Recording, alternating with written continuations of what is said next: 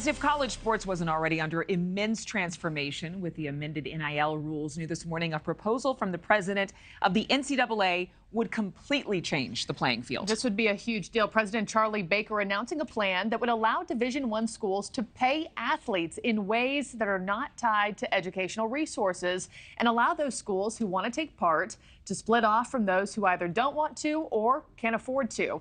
Xavier Walton joins us this morning with new details. Xavier, what are we hearing about this? Markie, reaction from across the country. Colleges, universities like here at the University of Miami pouring in because it is such a huge deal. It's really hard to understate how big of a deal it is, right? And we're only talking about a proposal. So think about that. But even in itself, proposing this is a major deal in the first place because this is a major step forward for an organization. We're talking about the NCAA that has held on to this idea of amateurism for really decades. And the proposed shift would put top-tier Division I athletic programs in a league of their own, allowing those athletic departments to pay players directly through an enhanced educational trust fund. Now, according to Charlie Baker, president of the NCAA, the proposal, among other things, would even enable major athletic programs to branch off, make their own rules when it comes to roster size, transfers, and name, image, and likeness. NIL deals, like you just mentioned. Baker outlining his plans in a letter to Division I schools. What you've seen, the original intent of NIL was if your local pizza place wanted to pay the starting quarterback $300 to come out and sign autographs on a Thursday night, they could do that. And what quickly sprouted was an apparatus of what they call collectives that basically raise money for the intent to pay football players, first and foremost, a salary for being on the team.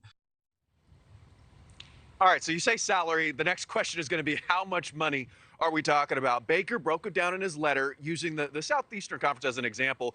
In theory, programs in these richer subdivisions or in the rich subdivision would invest at least $30K every year into this trust fund for at least half of the school's eligible student athletes. So let's say a program has 525 student athletes. That comes out, if you do the math, comes out to roughly $7.8 million, which may seem like a lot, but for some of these programs, like say Alabama or these major Division I programs, it's really just a drop in the bucket. It's an attempt of the NCAA to allow its richest schools to professionalize college sports without making their athletes employees. So it almost seems like Christmas came early and the person giving the gift is Charlie Baker. Only it's a proposal, Markie. It is obviously early stages. A lot of details have to be worked out and all this stuff, but a lot of people extremely excited. The NCAA really just asking for feedback at this point. Yeah, and a lot of people critical to different camps of thought on this one, but it certainly would be a colossal change as the landscape of collegiate sports is certainly changing. Xavier Walton, thanks so much. Thank you for watching. Go to newsnationnow.com to find NewsNation on your television provider. And don't forget to click the red subscribe button below to get more of NewsNation's fact-driven, unbiased coverage.